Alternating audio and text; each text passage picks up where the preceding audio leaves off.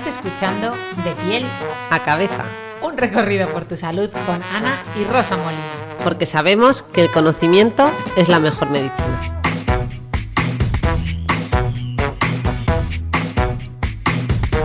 Ana, dime. Con el corazón, que con el alma no puedo. ¿Por qué me has dejado sola? Me has dejado sola, no sé, no iba a seguir, solo iba a decirte adiós. Bueno, iba a decir adiós a los oyentes porque estamos ya yendo hacia el final, ¿no, Ana? Claro, tú querías decir adiós con el corazón, que con la mente no puedo, ¿no? Efectivamente, con la mente, muy bien matizado. Alma, mente, bueno, tú sí que puedes con la mente, la verdad. Tú eres capaz de desconectar. Todos los que estamos aquí, que estamos aprendiendo, ¿no? A poder con la mente. Totalmente. Bueno, pero volvemos a por qué hemos puesto esta canción, Ana. Estamos despidiéndonos, pero de la primera temporada, porque estamos en el episodio número 19 del podcast de Piel a Cabeza, que por cierto, muchísimas gracias a todos los que habéis estado ahí durante todos estos capítulos, ¿verdad? Ya, 19 episodios han aguantado. Pues estamos en un dilema, porque no sabemos si terminar la temporada hoy, que es la última semana de junio, y queda como muy, ¿no? Como muy de verano, eso de parar julio y agosto y volver en septiembre con las pilas cargadas, pero lo cierto es que no nos gusta terminar en el episodio 19, queríamos que la primera temporada tuviera 20 episodios, así que no sabemos qué haremos, puede que haya un episodio más, pero por si acaso hacemos un despido preventivo, ¿no? Efectivamente, y además que aquí hemos hablado mucho en el podcast de que no hay que ser rígidos ni cuadriculados, así que somos flexibles y lo improvisamos. Si queda en 20 episodios, si se queda en el final del mes de junio, pues en el final del mes de junio, Ana. Perfecto, que hablando del mes de junio, que es el mes de la diversidad sexual, los que nos estén viendo por YouTube habrán visto el setup que tenemos aquí, ¿no? Muy de YouTube, como dicen los youtubers, el setup, que es un poco el background, bueno, me sale todo en inglés, tú me entiendes. La decoración de hoy, que tenemos dos banderas, una es más conocida, la otra, para los que estáis en YouTube, pues nos diréis si la conocíais o no. Y nada, entramos en el tema, ¿no, Ana? Que vamos a hablar de sexualidad. Hoy soy yo la que he traído un montón de preguntas para ti, porque, bueno, los dermatólogos trabajáis muchísimo con el tema de la sexualidad. Yo creo que no todo el mundo os asocia a ese campo, ¿no? Sí, bueno, más que con la sexualidad, trabajamos con las enfermedades de transmisión sexual, es decir, nos toca la parte mala. Pero bueno, obviamente, de forma directa o indirecta, terminamos teniendo relación con este campo. Y además, a mí personalmente, pues siempre me ha interesado mucho, siempre he investigado mucho, me ha gustado mucho leer todo el tema de la sexología, o sea que encantada de hablar de ese tema, encantada de resolver tus dudas, que no creo que sean dudas, que supongo que otro día nos dedicamos a la parte que tenga que ver más con mi campo, pero hoy la vamos a enfocar mucho, ¿vale? Bueno, pues a hablar de anatomía, de mitos, de sexualidad, de género, de un montón de cosas, pero empecemos por lo más general. Vamos a definir qué es la sexualidad, Ana. Totalmente. Mira, además te voy a hablar de las definiciones de sexualidad de la OMS, ¿vale? Que me gusta mucho y bueno, le da como mucha importancia a la que realmente precisa, ¿no? Y sitúa la sexualidad como un aspecto central, nada banal, ni superficial ni secundario en nuestra vida, sino que algo que realmente pues es importante cuidar, conocer, entender, ¿no? Y además que va a estar presente a lo largo de todas nuestras vidas. No se acaba, ¿no? Como mucha gente cree, la menopausia o pitopausia, como dicen algunos, con perdón, y que abarca, bueno, pues todo el erotismo, el placer, la intimidad, la reproducción. Bueno, lo cierto es que la definición de la OMS la podéis consultar porque es mucho más completa y más larga de lo que yo he dicho, y también la podéis consultar en un libro del cual yo he extraído este extracto, que es del libro de Laura Morán, una psicóloga pues especializada también mucho en sexología, que su libro se llama Orgasmitos. No puede ser el título más adecuado, Orgasmitos. Pues hoy también vamos a hablar de esos orgasmitos, ¿no? Claro, vamos a primero aclarar algún concepto y luego hablamos de mitos en sexualidad, sobre todo sexualidad femenina, si te parece. Vale, me parece bien, pero ¿quieres matizar esto de...? Sabía que cuando dijera femenino ya me ibas a pedir que empezara a matizar, ¿verdad? Porque hoy en día, pues con todo esto de la identidad de género, el sexo, bueno, pues no es lo mismo, ¿verdad? El cómo nos sentimos, con qué nos identificamos. Yo creo que todos estos términos, mucha gente tiene un buen cacao mental. Recordad que este podcast en un principio se iba a llamar Cacao Mental, así que si quieres, pues hablamos... Cacao mental del sexo y de la sexualidad. Que sí, hay cacao mental. Hay mucha gente que lo tiene, o sea que podemos, si quieres, ponernos un poco técnicas con estos conceptos y aclararlos un poquito. Venga, pues empezamos con el sexo, ¿no? Efectivamente. Empezamos con la palabra sexo, que obviamente, como hemos dicho, la usamos para referirnos a, pues, por ejemplo, tener relaciones sexuales, ¿no? Pero también para hablar del sexo que tiene una persona, ¿no? Obviamente ya tengo que aclarar que nos vamos a dejar muchísimas cosas en el tintero. Probablemente cometamos algún error a lo largo del podcast y hablemos bueno, pues de forma no completamente adecuada. Mucha gente, ya sabéis que hoy en día cuando habla de sexualidad habla directamente refiriéndose a los genitales, ¿no? Dice pues una persona con genitales, pues con pene o con vagina, ni siquiera le atribuye, ¿no? Un atributo de femenino o masculino a esos genitales. Pero bueno, me estoy enrollando. Solo quiero, es como una disculpa preventiva por si cometemos algún error, porque estos temas además cambian, ¿verdad? Cambian a diario, o sea, bueno, no a diario, pero hay que estar bastante al día y bueno, a lo mejor alguien nos escucha dentro de un tiempo y dice, pues eso no es del todo correcto. Bueno, pues eso, venga, que me voy por la rama. Entonces, sexo, género, venga, vamos a empezar con el género también. No, el sexo. Vamos a hablar de lo que es el sexo genético, por ejemplo, que diríamos que es con el que están nuestros genes, ¿no? Pues si somos XX o somos XY o somos XXY, ¿no? Que habría otro tipo de sexo que sería el gonadal, ¿no? Si tenemos ovarios o testículos, es decir, qué órganos sexuales reproductivos tenemos, digamos, de forma interna. Y luego estaría también el sexo que vemos. Cierto, voy a hablar de matices, sí. Que puede coincidir o no, los cromosomas. Claro, o sea, es justo, eso es lo que quería decir, que si hablamos de sexo habría tres principales, el genético cromosómico, ya lo hemos dicho, el gonadal, ¿vale? Y el de los genitales externos, lo que vemos por fuera. Y efectivamente esto no siempre coincide, ¿vale? De hecho, antes se refería, cuando no coincidía, se hablaba de hermafroditas y hoy en día ya se habla más de intersexualidad, ¿vale? O sea, que bueno, que esto sería el sexo, ¿no? Y luego estaría la identidad sexual, es decir, con pues un poco cómo se identifica una persona respecto a sus genitales, ¿no? Pero es que luego, para rizar un poquito el rizo, una cosa es el sexo con el que venimos de fábrica o con el que nos identificamos, y luego ya está el género. El concepto de género, tú lo sabes muy bien, Rosa, es un concepto muchísimo más amplio que abarca muchísimos más factores, sobre todo, algunos dicen que es puro constructo social, porque tiene un componente social muy importante. Y bueno, es bastante complejo. Yo creo que tiene como, eso te gusta mucho a ti, tiene en cuenta factores biológicos, culturales, históricos, sociales, ¿no? De todo tipo. Esto te gusta mucho. Me gusta. Pero bueno, no siempre nos identificamos. Normalmente hablamos de género, ¿verdad? Masculino o femenino en términos binarios. Pero bueno, yo creo que hay más, se puede ir más allá, ¿verdad? Y hablar de los roles de género, ¿no? Que sería ya también... Claro. Sí, los roles de género son como esos roles, esos atributos que atribuimos, valga la redundancia, a ambos géneros, pero digamos que cuando hablamos de género, si quieres vamos a ir definiendo algunos términos. Esto puede quedar un poco técnico, este inicio de podcast, ¿verdad? Pero bueno, digamos que empezaríamos hablando de cisgénero, ¿vale?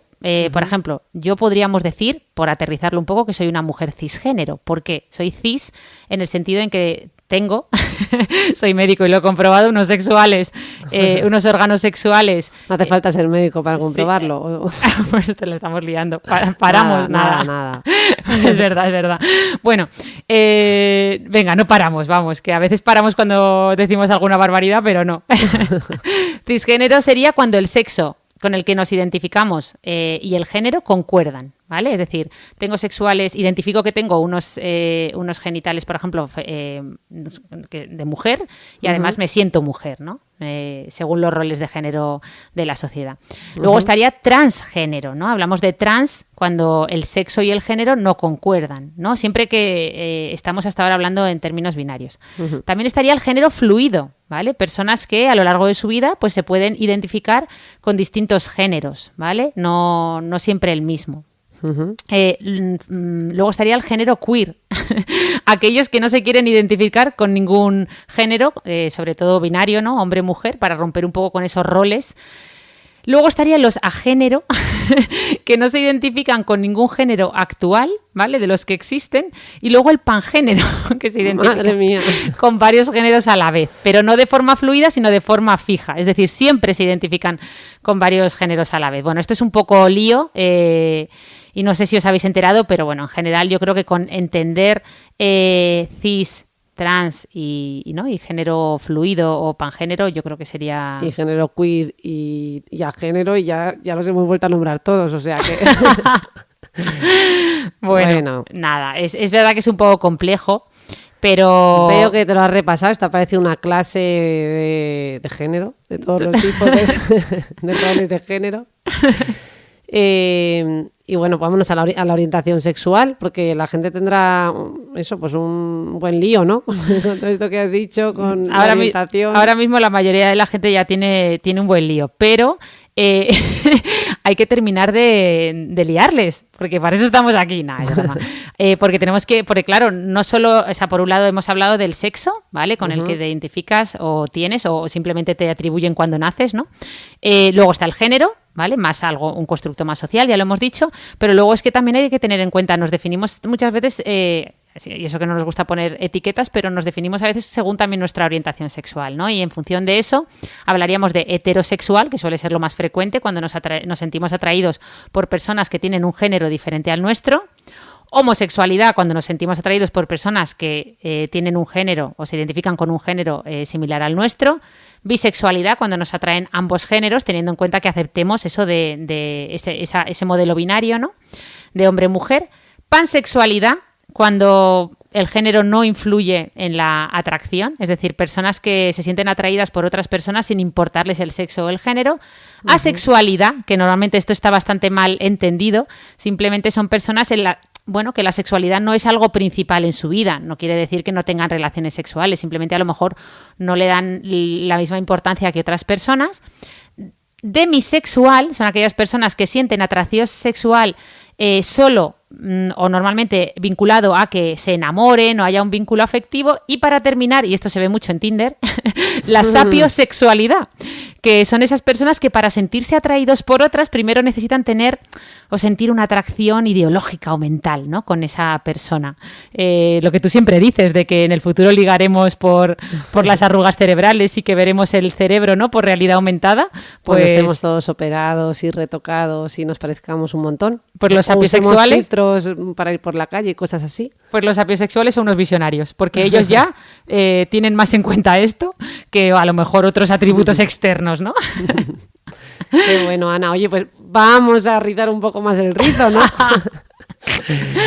Háblanos de orientación sexual. No, orientación relacional. Perdón, de eso ya hemos hablado. Relacional, quería decir relacional, pero yo me he quedado con el sexo en la cabeza. Claro. Y no es un lapsus, ¿eh? Nada, ya terminamos con esto. Que básicamente sería pues cómo orientamos además nuestras relaciones, ¿no? De hecho, os remitimos al capítulo que grabamos sobre el amor, porque ya estuvimos hablando de estos temas. Y aquí se puede hablar principalmente de monogamia, ¿no? Esas relaciones en las que adquirimos una exclusividad afectiva y sexual, ¿no? Lo que llamamos muchas veces comúnmente una relación cerrada, o no monogamia, esas relaciones que llamamos abiertas, ¿no? Donde no hay una exclusividad, ¿no? En cuanto a esa relación afectiva y sexual. Y dentro de la no monogamia hay varios tipos, Rosa. Pero bueno, estos son, yo creo que los conoce todo el mundo. Está por un lado el swinging, famoso, eso de intercambiar, ¿no? Habla sobre todo de esas parejas que no tienen una exclusividad sexual. Sí que tienen una exclusividad afectiva, ojo. Es decir, son pareja, pero bueno, tienen relaciones sexuales con otras personas, ¿no? Luego estaría la poligamia, cuando tenemos relaciones sexuales y afectivas con más de una persona a la vez. Que se diferencia del poliamor, ojo, porque en el poliamor normalmente digamos que sería muy parecida a la poligamia, pero hay un consenso y un conocimiento por todas las partes, es decir, que que todas las personas implicadas en esas relaciones afectivas y sexuales, digamos, saben que, bueno, que pueden, o sea, que son completamente libres en ese sentido, ¿no? No se queda el vínculo cerrado a un círculo en concreto, ¿no? Bueno, y luego dentro del poliamor está el poliamor jerárquico, el no jerárquico, la anarquía relacional, pero de eso ya hablamos en otro podcast y además yo creo que los que nos estén escuchando se estarán a punto de pegar un tiro, nunca mejor dicho. Y perdón por la expresión. Pero Ana, además, bueno, a mí en realidad de la no monogamia que nos hayas contado 3 términos me parece ahora hasta poco. Pensaba que nos ibas a decir 10 cosas más. Bueno, es que si me pongo a entrar en el poliamor jerárquico, no jerárquico, la anarquía relacional entera, o sea, vamos, es que no terminamos nunca. Nada, pues avanzamos. Yo creo que hemos tenido una buena sesión de términos, que es algo que también nos gusta mucho, ¿verdad? Ampliar nuestro vocabulario, nuestro lenguaje. Yo siempre digo el lenguaje emocional, pues hoy es el lenguaje que sexual, de género y de orientación. La verdad es que hemos sido demasiado técnicas, hemos aterrizado poco, ¿no? Ha sido como muy de listado de... Bueno, aquí estoy haciendo autocrítica, no pasa nada. Vámonos a por cosas más prácticas. Eso, venga. Y bueno, prácticas, aunque yo te iba a decir que hiciéramos un poquito de repaso rápido de la anatomía sexual femenina, si te parece. Sí, perfecto. Tú de esto nos sueles contar también muchas cosas, pero claro. yo creo que las podemos recopilar en el podcast de hoy, en plan rapidito. Venga. Y venga, ¿por dónde empezamos? Pues Ana? mira, yo suelo hablar mucho de esto y ya aprovecho para nombrar otro libro, el de Noemí Casquet, que ya sabéis que es una periodista, ella no es sexóloga, pero ya la hemos nombrado alguna vez, tiene un libro que se llama Mala Mujer, luego también tiene varias novelas eróticas. Y me gusta mucho una cosa que ella dice en su libro, y es que cuenta que dice, es que tengo un amigo que me dice, es que yo cuando pienso en los genitales de la mujer, en los genitales externos, yo eso lo veo como un panel o un mando a distancia lleno de botones en los que yo no sé dónde tocar, qué hacer, cómo dar placer, y muchas veces ni las propias mujeres lo saben, ¿no? Por eso yo siempre reivindico esa importancia de la autoexploración. De hecho, animo a todas las que nos estéis escuchando, que sabemos que tenemos una mayoría abrumadora de mujeres que escuchan este podcast, si alguna se atreve, que coja un espejo y que se empiece a autoexplorar esa zona mientras nos escucha, porque al fin y al cabo parece que a veces nos da más culpa, más vergüenza, ¿verdad? El mirarnos esa zona. Hay veces que nos tiramos horas mirándonos hasta el poro de la piel, el cómo tengo la nariz de perfil, el párpado, y sin embargo esa zona hay gente que es que nunca se la ha mirado. Hay un desconocimiento impresionante y nos da esta vergüenza. ¿Qué problema hay? Pues te tienes que mirar esa zona como te miras el resto del cuerpo, ¿no? Mira cómo se ríe. Pero es que es verdad. O sea, venga, vamos. Venga. Entonces tú te coges y te pones un espejo ahí abajo y empiezas a revisar. Vamos a nombrar esas partes, ¿no? Vale, sí. Mira, vamos a empezar. Uno dice los ojos, la nariz, se los revisa, los labios te los pintas, pero claro, ahí el tema, no sé, no todo el mundo se lo sabe. Claro, vamos a hablar, vamos a contextualizar. Muchas veces vamos a hablar de genitales externos, ¿no? Porque además femeninos en este caso. Muchas veces hablamos de genitales femeninos o masculinos y decimos, es que los femeninos son no se ven y los masculinos sí, porque están muy a la vista. Bueno, sí que se ven. Tenemos los genitales externos femeninos, la famosa vulva, claro que se ve. Lo que pasa es que es verdad que, bueno, no es tan sumamente visible, no protege tanto hacia afuera, ¿no? Pero al final sí que se ven, y si queréis hay que distinguir varias zonas, empezando por el monte de Venus, esa almohadilla de grasa, ¿verdad?, que hay sobre el hueso púbico, lo cierto es que ahora se ha puesto de moda incluso una técnica que se llama lipopepa, ya hablamos el otro día, la liposucción de la grasita que hay en el monte de Venus, lo cual ya nombre le han puesto. Ya, bueno, es como de broma, ¿no? Pero la verdad es que no la recomendamos, porque al final esa grasita, oye, está amortiguando, en esa zona está muy cerquita el clítoris, y de hecho la zona del monte de Venus puede dar placer al presionarlo, o sea que yo creo que no es necesario quitar la grasa a esa zona. De hecho, luego en la vulva estarían también los labios mayores, que rodean a la entrada de la vagina y que hay que aclarar que son de piel, ¿vale? Y por dentro de los cuales estarían los labios menores, que ya son más mucosa, ¿vale? Y rodean también la vagina. Está ahora también muy de moda el quitar los labios, disminuir el tamaño de los labios menores con cirugía, ¿no? La conocida labioplastia, que se está poniendo muy de moda por lo que muchas veces asumimos como que deben ser unos genitales, ¿no? Una vulva en el porno. Pero bueno. Lo del hipopepa no lo había escuchado, pero esto sí, ¿eh? Lo de la labioplastia, mira, no vi tan perdida. Claro, la labioplastia básicamente consiste en disminuir quirúrgicamente el tamaño de los labios menores cuando sobresalen por fuera de los labios mayores. un poco para asemejarse a una vulva más infantil, lo cual no tiene mucho sentido, ya que, bueno, pues están ahí, o sea, el que sobresalgan por fuera de los mayores no es ningún problema estético ni funcional, ¿vale? No hay que acomplejarse por ello, todo lo contrario, todas las vulvas son diferentes y yo creo que bueno, que no tiene mucho sentido esto de intentar tener una vulva, si no nos molestan, vamos, no tiene ningún sentido. ¿Qué más? Tenemos por la vulva también el glande del clítoris, ¿vale? La única parte visible del clítoris, la punta del iceberg, que muchas personas le llaman clítoris a ese glande o pepitilla, que está muy mal dicho porque el clítoris es enorme, ¿vale? Y bueno, luego hablamos del clítoris. Vamos a dejarlo ahí, que visiblemente se podría ver el glande. Debajo de ese glande, si os estáis mirando, que tiene un capuchón, o sea, como un prepucio, igual que el pene, veréis un orificio que es la abertura de la uretra, ¿vale? Por ahí sale la orina. Y a ambos lados de esa uretra tenemos las glándulas de Skene, que son, bueno, las responsables de la vamos a llamarle mini eyaculación femenina, ¿vale? Tienen un origen embrionario muy común al de la próstata. ¿Cómo ¿vale? se escribe Skene? Skene, S-K-E-N-E, Skene. Y nada, lo cierto es que producen una... Eso no me acordaba yo ni del MIR. Pues producen una lubricación para esos labios mayores y menores, ¿no? Para cuando estamos teniendo relaciones sexuales. Sobre todo para el introito, ¿no? El introito ya sabéis que es lo que vendría debajo, que sería la entrada a la vagina. Es importante aclarar que la vagina no es un tubo, como mucha gente cree, un tubo, ¿no? Que no es una cavidad virtual. ¿Vale? La vagina, las paredes de la vagina normalmente en reposo se están tocando, ¿vale? Lo que pasa es que, bueno, esa musculatura es muy flexible y cuando hay una penetración, pues todo, digamos, que se abre y alberga, pues, de todo, desde un tampón, que Tampax es una marca comercial, una copa menstrual, un pene o una cabeza, un cabezón de un niño, ¿vale? O sea que la vagina es, vamos, magia pura, pero es eso, una cavidad virtual, no es un tubo como mucha gente se lo imagina.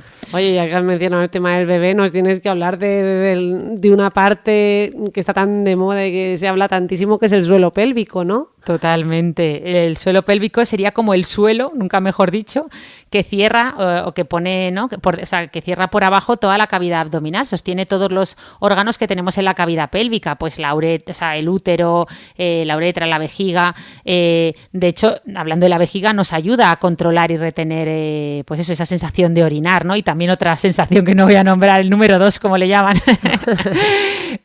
También, y además estos músculos, todos estos músculos del suelo pélvico, son los que muchas veces son los que se contraen de forma involuntaria, ¿no? Cuando tenemos un orgasmo. O sea que, bueno, obviamente el orgasmo es un fenómeno mucho más complejo que una mera contracción muscular, ¿no? Pero sí. Sí. Bueno, yo, Ana, lo he dicho que está como de moda en el sentido de que ahora, por ejemplo, para las embarazadas, yo entiendo que antes no se hacía, lo primero que te dicen, ¿no?, es que prepares ese suelo pélvico, porque claro, tras el parto puede quedar debilitado. Entonces, antes del parto y después del parto se hacen ejercicios de fortalecimiento, ¿no? Y esto...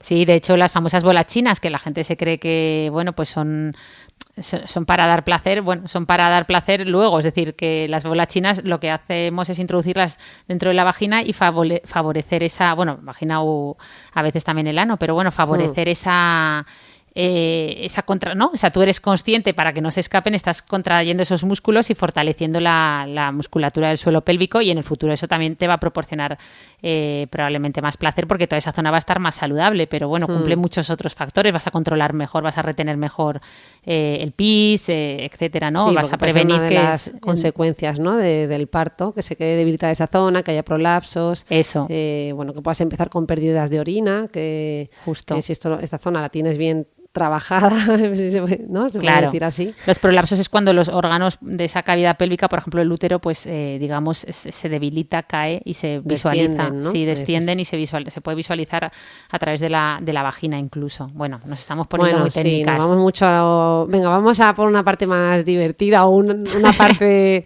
de estos genitales que seguro que genera mucho interés, que es el clítoris. Cuéntanos un poquito más de esta región. Pues mira, región cerebral iba a decir. Pues también. Mira, el clítoris es, de hecho, bueno, es el órgano sexual, digamos, principal por excelencia, ¿no? En la mujer. Siempre que sea una mujer con genitales femeninos, ¿no? Pero lo cierto es que es el único órgano del cuerpo cuya función exclusiva es dar placer, ¿vale? De hecho, es muy, muy parecido al pene, viene de la misma estructura embrionaria. Cuando veis un dibujo, al final es que vas identificando, dices, prepucio del glande del pene, prepucio del glande del clítoris, vas identificando los cuerpos cavernosos, vas identificando incluso, pues eso, ese escroto, bueno, que se parece muchísimo, ¿vale? Pero sí que es cierto que el clítoris es el único órgano que solo está ahí para dar placer, a diferencia del pene que interviene, pues eso, en la reproducción, también forma parte del sistema urinario, ¿no?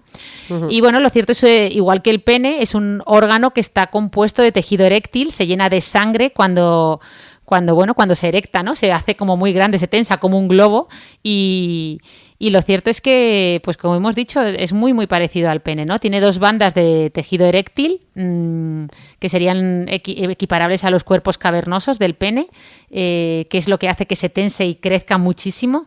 Y luego también tiene los bulbos que, digamos, están un poquito más abajo y rodean todo el orificio de la vagina, sobre todo en la parte externa de la vagina, que es la más sensible, ¿vale?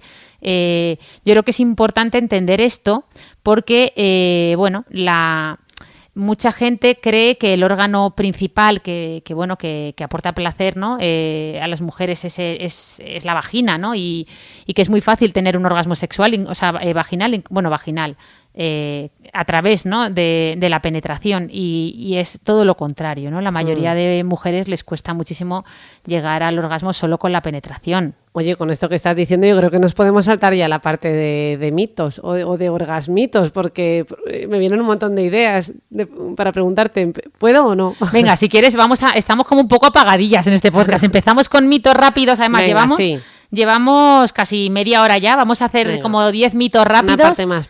Más práctica y... Ana, es que esta no sé cómo planteártela. El punto G... ¿Existe o no existe? ¿Existe o no existe? Venga. Pues, esto más que un mito sigue siendo... más que un mito, un misterio. No se sabe muy bien si realmente existe como tal. Desde luego no es un punto, eso sí que lo sabemos. O sea, un punto no es más bien toda una zona que se localiza generalmente en la parte anterior de la vagina, ¿no?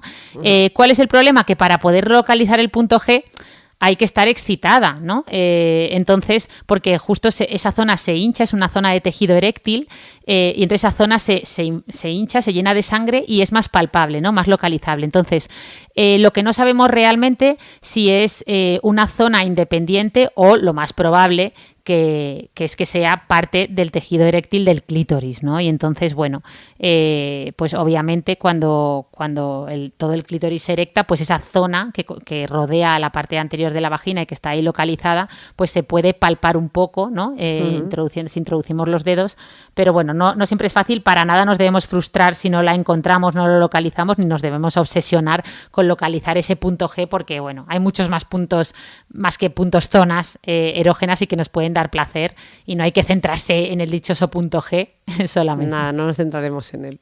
Además, siempre nos dices que luego hay otro punto G, que es el órgano más grande del cuerpo, que es la piel, ¿no? Efectivamente, ahora dicen que el nuevo punto G es la piel. Es el verdadero punto G, porque dicen que es el órgano sexual más grande del cuerpo, y es cierto, o sea, es el que alberga pues infinitas, ¿no? Bueno, infinitas a lo mejor no, pero muchísimas zonas erógenas del que ya hablamos en otro episodio del podcast. Vuelvo a hacer intrapromo, que lo podéis escuchar, que se titula La piel es el verdadero punto G.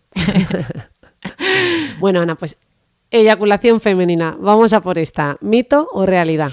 Pues bueno, aquí también, vas a decir, esta no me resuelve ninguna duda.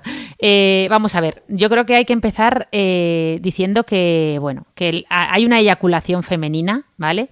Mucho menos escandalosa que la masculina, es decir, cuando una mujer tiene un orgasmo, por esas glándulas que hemos dicho que te gustaban tanto, las de Skene, sale un liquidito que lubrica esos labios mayores y menores, ¿no? Y que puede incluso facilitar la penetración. y eso sería un poco lo que siempre se ha considerado la eyaculación femenina, ¿vale?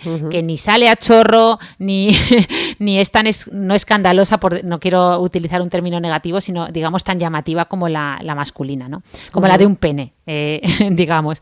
Pero sí que es cierto que ahora se ha puesto muy de moda, en parte también gracias al porno, el famoso squirting, ¿no? Que es una palabra también inglesa que significa chorro y que aquí, bueno, lo que se ha visto es que, pues coincidiendo con el orgasmo, se expulsa pues un líquido muy abundante y que saldría, pues eso, de una forma más a chorro, nunca mejor dicho, pero que saldría por la uretra, ¿vale? Entonces, cuando nos preguntan qué es este líquido, pues lo más probable es que el líquido que sale en el squirting pues sea orina.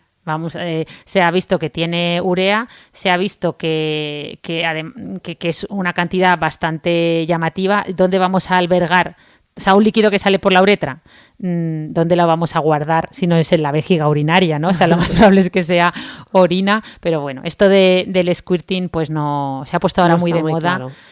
Sí, está más o menos claro, pero eso, que yo creo que habría que diferenciar esas dos cosas, ¿no? Estoy aprendiendo un montón hoy, Ana. Sí. Otra más. Has mencionado el tema de los orgasmos, que si clitoridiano, vaginal. Acláranos, ¿son independientes? ¿Es el mismo? Pues mira, te voy a poner una canción que nosotras somos de Granada, pero nos hemos criado en Zaragoza. Bueno, tú eres granadina y yo soy maña. Tú directamente naciste en Zaragoza, es verdad. Yo nací en Granada y enseguida me llevaron a vivir allí. Nota, además. Claro, pues mira, te voy a poner una canción de un grupo maño, ¿vale? Aragonés, que eran Los Berzas, que decía así, la voy a poner. Dime, ¿qué orgasmo tienes? Clitoriano o vaginal. Dime, ¿qué orgasmo tienes? Esa era la canción y no sigo porque tela marinera, ¿vale? Ni la había escuchado. Bueno, te la he escuchado a ti, pero vamos, primera noticia. Pues con esa canción crecí yo toda mi tierna adolescencia pensando que había muchísimos tipos de orgasmos, en concreto el orgasmo clitoriano o el orgasmo vaginal. Y lo comentaba con mis amigas, la mayoría me decían que no tenían ni idea, pero bueno, muchas te decían, pues yo tengo orgasmo vaginal, yo tengo orgasmo clitoriano, y decías... Qué suerte las que lo tienen vaginal, ¿no? Porque con la penetración simplemente llegan al orgasmo y bueno, pues les resulta más fácil, ¿no? Y yo creo que esto sí que es un gran mito, lo de que existen muchos tipos de orgasmo. Al final el orgasmo, ahora veremos cómo se define, que no es fácil, pero lo cierto es que normalmente la forma más sencilla de llegar al orgasmo sería con la estimulación del clítoris, que para eso es el orgasmo, o sea, es el órgano dedicado a darnos placer, ¿no? Yo creo que esto con un pene lo vemos muy fácil, ¿no? Parece que pues nadie se va a pensar que exista un orgasmo peneano, un orgasmo perineal, un orgasmo, ¿no? O sea, bueno, no sé, ¿no? De lo de perineal también hay quien... Sí, no, a ver, si en verdad el cómo alcances el orgasmo a través de la estimulación de qué zona del cuerpo, no hay duda que se puede alcanzar a través de la estimulación de múltiples zonas. Lo que pasa es que lo más fácil en el caso del pene es alcanzarlo estimulando el pene, ¿no? Y en el caso de la mujer es estimulando el clítoris, ¿vale? Entonces, cuando hablamos de esto, hablamos más de orgasmos directos o indirectos, aunque con esto hay que aclarar que hay controversia, no todo el mundo está de acuerdo, pero en general hablamos de una estimulación directa o indirecta del clítoris, ¿vale? Es decir, podemos estimular el clítoris de forma muy directa, pues por ejemplo a través de su glande, ¿no? Es decir, con la mano, dando un masaje, que es como la mayoría de mujeres se masturban, ¿no? O también se puede alcanzar el orgasmo a través de una estimulación indirecta del clítoris, pues eso con la penetración, ¿vale? Estamos estimulando pues más, digamos, la base del clítoris, ¿vale? Recordemos que, vuelvo a recordar que la vagina es eso, una cavidad virtual que además es bastante insensible, sobre todo en sus tercios, llegando al cuello, o sea, el tercio superior y el tercio medio de la vagina, no tienen precisamente mucha sensibilidad, es decir, precisamente para que luego no duela cuando nace un niño por ahí, ¿no? O sea, la parte más sensible de la vagina es la parte externa, que es la que se corresponde con esos bulbos del clítoris que la rodean, ¿no? Entonces, volver a insistir en que no siempre es fácil alcanzar un orgasmo solo con la penetración. De hecho, suele ser lo menos frecuente en una mujer. Yo siempre pongo un símil que a lo mejor es un poco exagerado, pero siempre digo que pedirle a una mujer que alcance el orgasmo solo con la penetración es como pedirle a un hombre que alcance el orgasmo solo tocando el escroto, ¿no? Sería algo... sería algo parecido, ¿no? Todo eso teniendo en cuenta que el orgasmo realmente está en el cerebro, que es una respuesta cerebral, ¿vale? Muy intensa, que se desencadena involuntariamente cuando alcanzamos un umbral de excitación suficiente, que a veces simplemente no necesitamos que nos toquen para tener un orgasmo, ¿vale? Pero estamos, obviamente, hablando de lo más común. Bueno, yo, para los que se hayan perdido, orgasmo clitoriano o vaginal. Clitoriano, contro. Ya está bien, que el orgasmo, la forma más, que el órgano sexual del placer femenino sobre todo es el clítoris. A ver si ponemos ya el clítoris en el mapa, que lleva muy pocos años en los libros, que no aparecen mucho, ya me estoy cabreando. Yo es que estaba intentando, te has dado cuenta, ¿no? Te he visto contenida, contenida, intentando, sí. Has acabado ahí... Intentando no ser parcial, pero al final, oye... Mis genitales externos son mujer, yo tengo un clítoris y... Bueno, pues te voy a provocar un poco más. ¿Las mujeres tardan más en alcanzar ese orgasmo o no? Bueno, has abierto el melón de ese sí que es un gran mito, ¿eh? Además que nos la han metido doblada, como dice Laura Morán, que esto me hace mucha gracia que lo cuenta ella, nos la han metido doblada a las mujeres con esto y con eso precisamente ya se han inventado lo de los preliminares, ¿no? No, es que las mujeres necesitan muchos preliminares. Además, esto de los preliminares a priori parece muy positivo, ¿no? Porque parece que es todo muy bonito, de no, pues los preliminares son caricias, son masajes, es palabras bonitas, es sexo oral, ¿no? Y entonces, a priori parece que los preliminares, pues es como, yo quiero tener más preliminares, pero nos lo están metiendo doblada, nunca mejor dicho, porque si hablamos de preliminares, como digamos, los entrantes del coito, al final estamos asumiendo que el menú principal, el plato principal, ¿no? Lo importante es el coito, ¿no? La penetración. Totalmente. Y todo lo demás es menos importante, ¿no? Que además esto también tiene mucha gracia Enar Álvarez, que tiene también otro libro que es formato cómic, que se llama La mala leche. Dice dos cosas muy, muy chulas. Por un lado, Enar siempre reivindica, que a mí me hace mucha gracia, que le da mucha rabia que el orgasmo femenino no sea necesario para la reproducción. Es decir, para, estrictamente hablando, desde un punto de vista reproductivo, claro. El único orgasmo necesario es el del hombre. Es el del hombre o el del pene en este caso, ¿no? Porque hemos dicho que vamos a intentar ser rigurosas y hablar de penes y vulvas, pero... los genitales masculinos. Eso. Pero es verdad que el orgasmo femenino no es necesario para la reproducción. Es decir, tú te puedes quedar perfectamente embarazada sin tener un orgasmo. Qué mal. Qué mal. Y hay otro tema también muy controvertido, que es cómo enfocan la sexualidad femenina en todas las películas. Sota, caballo y rey. Llegan, aquí te pillo, aquí te mato, ¿verdad? En un momento la mujer rápidamente llega al orgasmo, además normalmente al orgasmo a la vez, que yo no sé cómo lo hacen, magia pura, que ese es otro gran mito, lo de que hay que llegar a alcanzar el orgasmo a la vez. No, hay que disfrutar, ¿verdad? E intentar, bueno, que me voy, que me estoy enrollando. Pero entonces, bueno, no, pero mira, para terminar de aclarar esto, ¿existe un coitocentrismo entonces o no? O sea, podemos decir que ¿no? Este es otro gran mito, ¿no? Que yo creo que o sea, la sexualidad en nuestra sociedad, como dice todo el mundo siempre, a mí me hace mucha gracia porque si te fijas, yo que escucho muchos podcasts, mucha gente empieza frases diciendo, en esta sociedad en la que vivimos, cuando te quieres quejar de algo, ¿no? Pues lo mismo, en esta sociedad en la que vivimos hay mucha tendencia cultural a centrar el coito como la principal práctica sexual, ¿vale? Cuando yo creo que esto, pues hay que eliminarlo, ¿no? O empezar a cambiarlo, ¿no? Tenemos que centrar todo en la penetración, ¿vale? Que incluso ya hilo con... bueno, o sea, yo quiero simplemente decir que una relación sexual obviamente es mucho más, ¿vale? Que una penetración. Y ya hilo con el tamaño importa. No, iba a decir ya hilo con otro mito que no sé si te habías preparado, con la virginidad, ¿no? Con lo de perder la virginidad. Ese cuéntanoslo, no sé ni por dónde sopla el aire hoy, ¿eh? No, sí. Pues hombre, que cuando... Bueno, primero que decir que la virginidad no existe, ¿vale? Pero luego decir que cuando hablamos de esa primera vez, esa primera relación sexual, normalmente lo identificamos con la penetración. Y siento deciros, bueno, siento no, al revés, es una buena noticia, que todos perdisteis la virginidad, si es que se puede decir que eso existe, lo de perder la virginidad, o tuvisteis vuestra primera relación sexual mucho antes de lo que creéis, porque todos lo identificáis normalmente con ese momento en el que tuvisteis la primera relación. Bueno, estamos hablando, obviamente, todo el rato nos estamos centrando en esa relación, ¿no? Heterosexual, hombre-mujer o pene-vulva, pero bueno, cuando hubo una primera penetración, y obviamente no siempre es así, ¿no? Relación sexual ya mucho que va mucho más allá. Y yo creo que además en esto de la virginidad hay que aclarar también el tema del himen, ¿no? Que las mujeres nos han metido también muchos mitos con esto del himen. siempre nos dicen que el himen es una telita, ¿verdad? Que está situada a la entrada de la vagina, como si fuera una puerta, que está cerrada hasta que tienes la primera relación, hasta que hay una penetración, sangras, lo pasas fatal, hay mucho dolor, se rompe y ya está, ¿no? Esto es un poco, además, la profecía autocumplida, ¿no? Que tanto dices tú. O sea, tanto te han dicho que te va a doler, que tienes que sangrar, que luego la gente ya se lo espera, ¿no? Y muchas veces ese dolor, esa mala experiencia que tenemos en una primera relación sexual o en una primera penetración suele deberse a muchos otros factores, como que... Es una construcción sociocultural. Claro, mírala, ¿no? Como que a lo mejor pues estás nerviosa y esa musculatura pélvica de la que hemos hablado está más contraída, o que has tomado algo de alcohol y obviamente eso impacta, ¿no? En la lubricación, bueno, muchos factores, ¿no?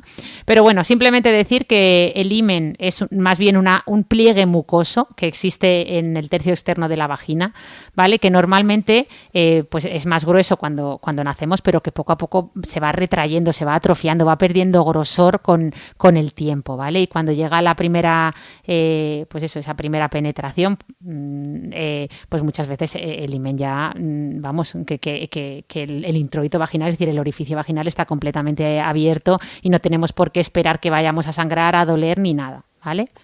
Vale, yo creo que esto es importante, ¿no? Esto que has contado. Bueno, un montón de cosas son importantes. De hecho, es que te preguntaría por un montón de mitos más. Casi vamos a acabar porque nos va a dar para otro podcast, pero venga, por ir ya hacia el final, Ana. ¿Qué nos puedes decir del tema de los olores con respecto a los genitales, que hay mucha gente a la que le agobia este tema y se preocupa un montón?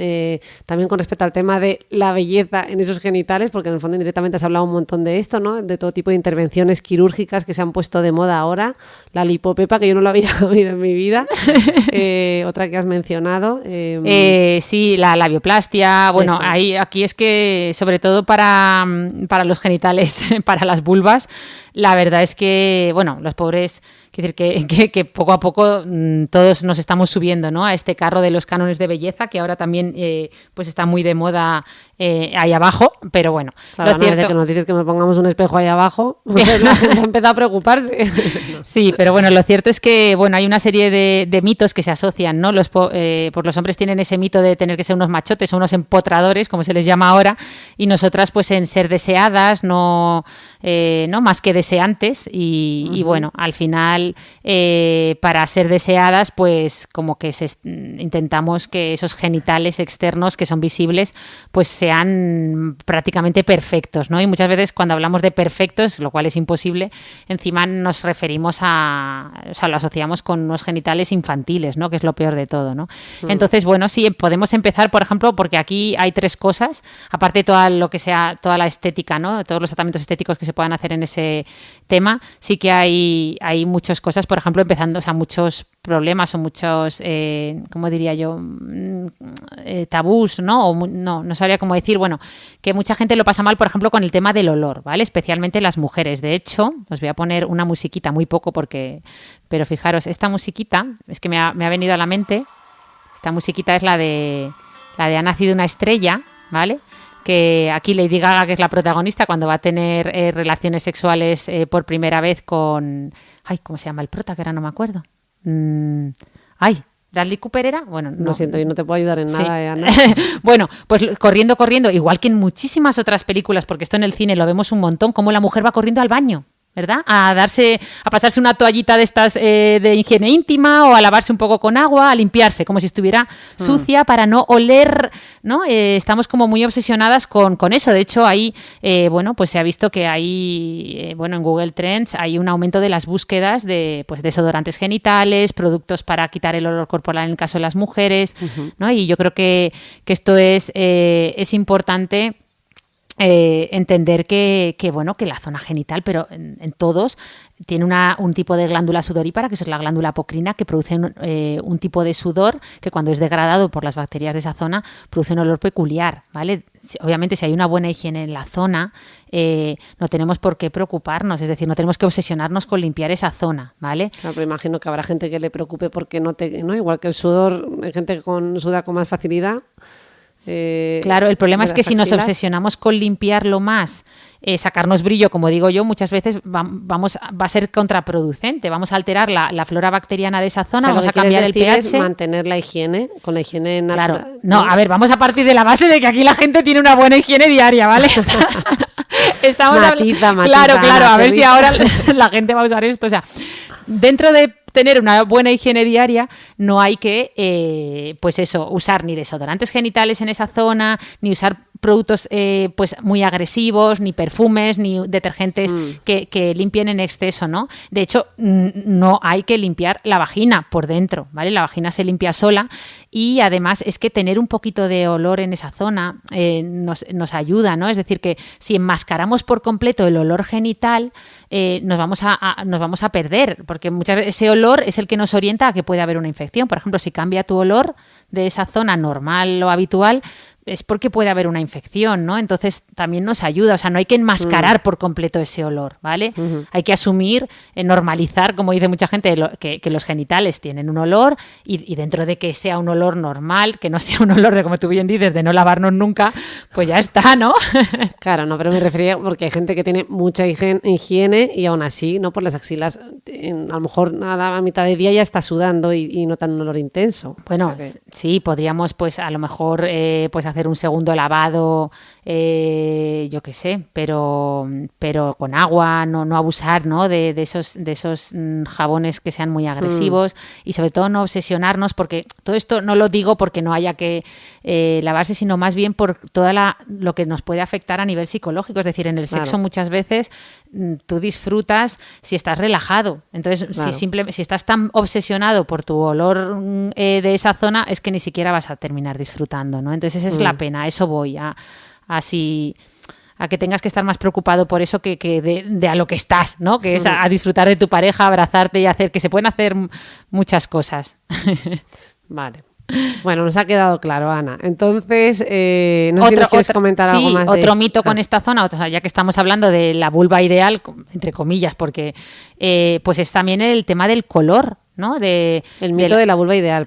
Eso, no? el mito. Estamos hablando de que es un mito cómo debe ser la vulva, pues prácticamente tiene que no oler a nada, ser como no tener un color oscuro, ¿vale? Esto viene también de la pornografía. Ya sabéis que en la pornografía los genitales, sobre todo, bueno, pues en el caso de los genitales femeninos, de la vulva, se iluminan mucho, a veces incluso se maquillan, ¿no? Entonces son como muy rosados, muy blancos, están muy iluminados, parecen muy claritos.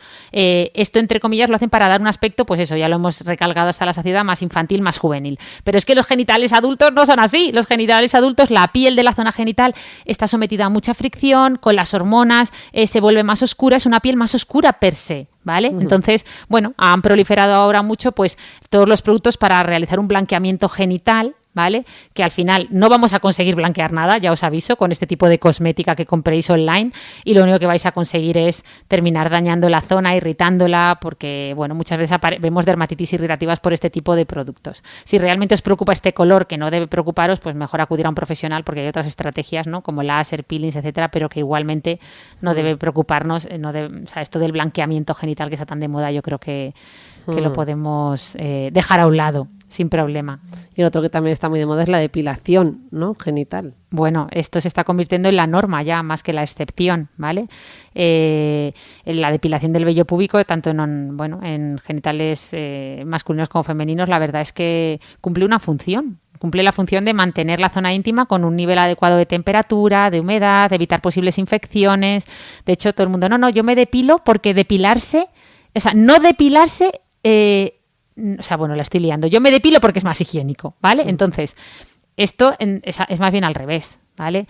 El vello en general nos protege de todas las infecciones de transmisión sexual, excepto de la pediculosis, del pitirius pubis, de la pediculosis pubis, que son los piojos de ahí abajo, las famosas ladillas. Pero bueno, lo cierto es que a ver, que no pasa nada por depilarnos, obviamente pues toda la zona visible, a través de los trajes de baño. Lo que pasa es que fíjate, la zona sexual, las estadísticas dicen, en un estudio publicado en JAMA Dermatology, que es una revista de dermatología muy importante, que antes de un encuentro sexual se depilan el 83% de las mujeres frente a un 60% de hombres, ¿vale? Y las razones que dan, la mayoría es por razones de higiene, Otros dicen que es parte de sus hábitos, otros dicen que es que así sus genitales resultan más atractivos y otros dicen que lo hacían así porque lo preferían sus parejas, ¿no? Yo creo pero que... un porcentaje muy elevado de hombres. Ah, sí, sí. ¿No? Me ha sorprendido. Sí, no, Pensé en que ibas a dar general. una cifra No, por eso como- digo que esto de la depilación del vello íntimo ya es la norma más que la excepción y es el futuro, quiero decir que no pasa nada, pero sí que quería aclarar que no, estoy quedando, en este podcast estoy quedando como... Y es el futuro.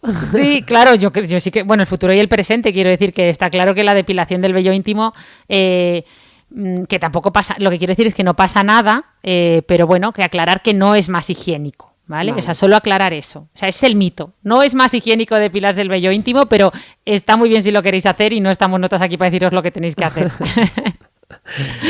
Bueno, yo qué creo espesura, que qué espesura. Sí. Qué Tenemos que ir a espesura. tomarnos algo. Yo creo que tendríamos muchos más mitos, ¿no? Sí, tenemos que hablar de los mitos del amor romántico, de la comunicación, ¿no? En el sexo, de la ninfomanía, nos tendrás que hablar tú, del BDSM, de todas esas prácticas, ¿no? De placer y De dolor la en el sexo. tecnosexualidad. Ah, es verdad, la tecnosexualidad, que es todos esos aparatos, todos esos juguetes sexuales que hay ahora. Bueno, Nada, es que tenemos para mucho, Anita?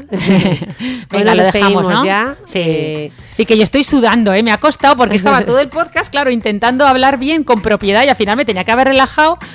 Obviamente ya sabéis que cuando hablamos de estos temas hablamos, pues eso, refiriéndonos a los genitales para no encasillar, pero es complejo, me ha costado. Cada vez que intentaba, en vez de decir pene vagina, me salía, o vulva, me salía decir hombre-mujer, pero claro, hay mujeres con pene y hay hombres con... Entonces, la he liado. Pues Ana, a lo mejor es relajarte, como nos dices tú. Venga, una eso- cerveza. Efectivamente, venga. No, Ana, que siempre hemos dicho que el alcohol no es un ansiolítico, no es un relajante y un desestresante. Hoy yo me voy a tomar Nos cerveza estamos como un liando, pino. ¿eh? Yo hoy me voy a tomar una cerveza como un pino. Bueno, nos despedimos, agradeceros Eso. de verdad por este acompañamiento durante todos estos meses y estos Sí. episodios que hemos ido subiendo a través de todas las plataformas, que os recordamos que lo preguntáis mucho, que están en la Spotify, Apple Podcast, iVoox, Google Podcast, YouTube. Y nada, dejarnos alguna estrellita, algún comentario, que ya me estoy imaginando los comentarios de este episodio. y nada, y nos vemos en la siguiente temporada o a lo mejor en el episodio número 20 que queda en el aire. Muchísimas gracias por tanto apoyo, tanto cariño, por habernos sugerido tantos temas, por todo, que nos enrollamos. Venga, Venga. un besazo. Hasta Hasta luego. luego.